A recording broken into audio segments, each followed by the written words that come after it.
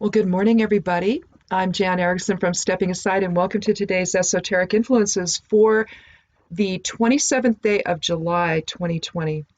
Well, we're almost at August, aren't we? We're harvesting a little bit out in the garden, but mostly just herbs. So, uh, although my cauliflower is heading up, which is very cool. I haven't grown cauliflower in a really long time, years, years, years. I grew some when we first moved here, and we moved here in '81. So, the initial gardens that I had, I grew cauliflower, and uh, it did really well. But I've got it under one of those. It's not a frost blanket, but it's a floating row cover, but I guess it can be used as one. Not as heavy duty, though, as most frost blankets I have, but um, I have that over, it's like a little mini hoop house over it. That way I keep the cabbage moths out of there. And so anyway, they're looking really good. So I'm excited about that. I love cauliflower. My husband loves it. And, it's just so much better when you can grow it yourself. It really is. So anyway, I'm growing the self-blanching kind, so the leaves are curling over the top of the head. So you always want to do that in areas where it's super hot like ours is right now. We're in the 90s right now, and it's just wicked, wicked hot. So anyway. Well, we have for our numerology today, we have a 7 for the month, a 9 for the day, and a 22 for the year. So one phase may be ending while a new one is beginning today. Completion, of course, with the 9 is experience. It's time to begin anew with something else. So maybe something is changing in your life right now today, whatever that might be. Maybe you're going to do a new job. Who knows? Whatever it is. But the idea is that it's like one phase ends and another begins. It's sort of a Degas moment. We actually have Degas this week. This is Sunday, Monday, Tuesday, Wednesday, Thursday. On Thursday, it'll be the rune for Thursday this week. And so it's that same kind of, one thing ends and a new begins type of energetic exchange. The other thing that can happen today is a new understanding could also be gained over matters that have been confusing thus far. So it may be a sense of, okay, I've been confused about something something hasn't been clear, but today something new information is going to come out and maybe you're going to understand something better. So lots of different ways to interpret a 9. We have Rado for today's rune, the 5th rune of the Elder Futhark. We'll draw that out real quickly here. The meaning is soul journey. Partnership, process over goal, harmonious movement, integration with others, rhythm, cycles, justice. It's an air element rune, but that's Rado.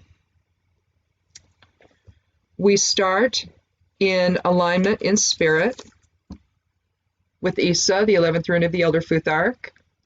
From there, we move into Laguz, or flow from spirit. And we flow right into Vunyo, fellowship and joy. And then from there, we have not 1, but 3 expressions of Kenaz, or the light of spirit. So you can see it's a bind room, basically, Rado is. I mean, realistically, it is.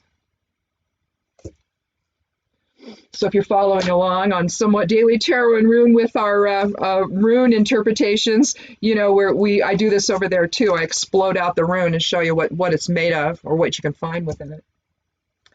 I have no idea if that's how it was originally done, but that's how I do it. That's how I look at it. One of the ways I interpret this to try to understand the bigger message behind the rune is just to see what's in it. Not just the different interpretations people have, because there'll be a little bit different stuff depending on the rune master, but generally speaking, the same.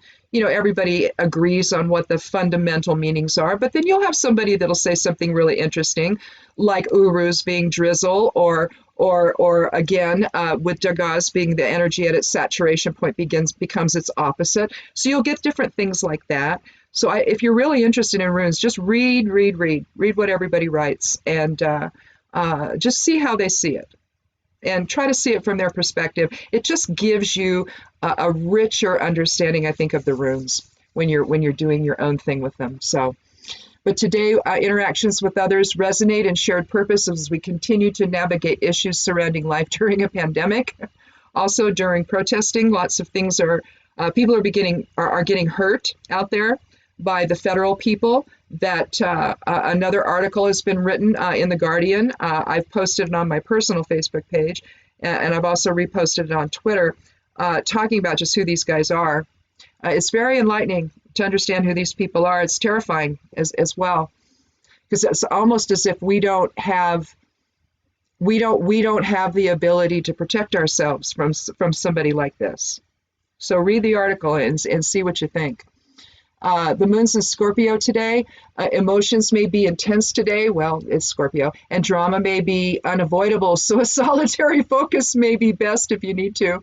A Seska square between the moon and Venus indicates issues with partnership alignment and harmony. So, issues with the partnership, relationships there today could prove challenging. So if you need to take a time out, just do. It's fine. You got things to do. Everyone's got stuff to do. You can do it alone. It's fine. Anyway, down to the human design stuff for the day. Treachery from outside forces may lead to a period of withdrawal. However, don't lose sight of the shared goal with others. Move around obstacles as more limitation is imposed. Let go of relationships or associations that inhibit success, and find common ground with others so that truth can be both established and reinforced. And I think that's, I don't know about you. I don't know. Being a witch and an empath, lying bothers me. I feel it when it's happening. I feel the energetic change when someone is going to lie. For me, and I don't know if this is true for other empaths, but for me, I experience it as a change in density. In a sense, it's like suddenly the energy gets dense, and in other words, instead of free-flowing energy, which is what we should be, all of a sudden it knots up a little bit. And you know that they're going to shift. They're going to do something that's not part of the original flow. And now sometimes people will do that when they just simply don't want to answer a question, or they feel it's too intrusive or whatever. You get, and we all, I'm sure you know what I'm talking about. If someone asks you something you don't want to answer because it's just too personal, you kind of back off and maybe you tense up a little bit. Well, an empath's going to experience that tension that gets going in someone. When you form an opinion, when you make a decision, it also happens then too. So you can tell when somebody's going to do something intuitively or empathically. And I know people want to separate the two, that intuition is mental and being an empath is emotion. No, it's all empath. It just, when we get here, intuition, it might break down. We might be able to categorize different awarenesses into something else, but the energy of the universe is love. That's an emotion. Therefore, it all begins with empathic awareness, because that's soul level awareness. Intuition, you start feeling into what's going on here. At least that's how I see it. And so overall, you're talking about one, you're really talking about the other as well. Okay. But when you know what's going to happen, you sense the energetic change. And then maybe you can feel in and figure out what that is. But at least you're lied to. So and all of us do, because being empathic is our soul nature. So I mean, when there's and you're actually knowing what's true. So when you sense deception is there, it's there.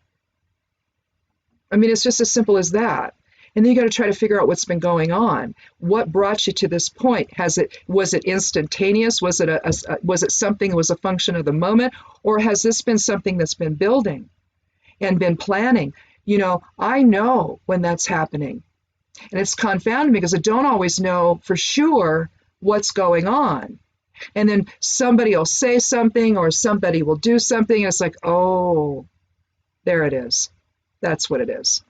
And it's like a puzzle piece. You're trying to find the right one, and you keep picking the wrong one, and you try to put it in, it won't happen. And you find, because maybe there's a bunch of them it might look like, right?